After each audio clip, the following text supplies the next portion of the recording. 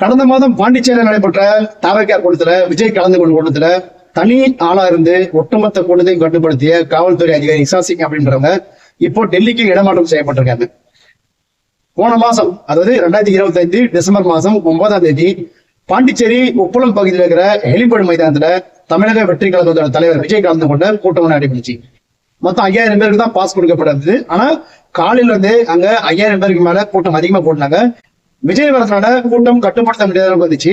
அதுல பாஸ் இருந்தவங்களை மட்டும் தான் காவல்துறை அதிகாரிகள் செக் பண்ணி ஒருத்தர் தான் உள்ள அனுப்பிச்சாங்க. ஆனா இந்த கட்சியோட பொதுச் செயலாளர் புசி ஆனந்த் பாஸ் இல்லாதவங்களே உள்ள அனுப்பலாம் அப்படின்னு சொல்லி அவர் மைக்கை பிடிச்சிட்டு அங்க பாஸ் இல்லாதவங்க உள்ள போலாம் அப்படின்னு சொல்லிட்டு போது அவர் கையில இருந்து மைக்க அதிரடியா கொடுனாங்க ஒரு பெண் அதிகாரி. அவங்க யாருன்னு பார்த்தா லஞ்ச ஒழிப்புத்துறை சீனியர் எஸ்பி இசா சிங். இவங்க அந்த கூட்டத்தை ஒட்டுமொத்த ஆளா ஒரு சிங்க பெண் போல இருந்து அந்த கூட்டத்தை கட்டுப்படுத்தினாங்க. அதாவது புசி ஆனந்த் பாஸ் இல்லாதவங்களே உள்ள போக சொல்லும்போது காவல்துறை என்ன செய்யணும்னு நீங்க சொல்லாதீங்க, காவல்துறைக்கு என்ன செய்யணும்னு எங்களுக்கு தெரியும். கரூர்ல 41 பேர் இறந்த சம்பவம் உங்களுக்கு ஞாபகம் இல்லையா? அது போல ஒரு சம்பவம் இங்க ஏதாவது அசம்பாவிதம் நடந்தால் அதுக்கு நாங்க தான் பொறுப்பு. அதனால காவல்துறை என்ன செய்யணும்னு நீங்க சொல்லாதீங்க, உங்களுக்கு என்ன நிபந்தனை கொடுத்திருக்காங்களோ அந்த நிபந்தனைகளை ஃபாலோ பண்ணுங்க அப்படின்ற மாதிரியான வாக்குவாதம் நடந்துச்சு. இந்த வீடியோக்கள் சமூக வலைதளத்துல படு வைரலா போச்சு.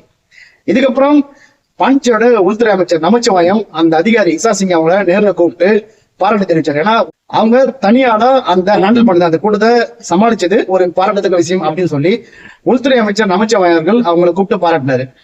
இப்போ அந்த அதிகாரி இசா சிங் அப்படின்றவங்க டெல்லிக்கு இடமாற்றம் செய்யப்பட்டிருக்காங்க. இதுக்கான உத்தரவை மத்திய அரசு உள்துறை அமைச்சகம் அறிவித்திருக்கு. பாண்டிச்சேரியில இருந்து இப்ப அவங்க டெல்லிக்கு இடமாற்றம் செய்யப்பட்டிருக்கிறார்கள்.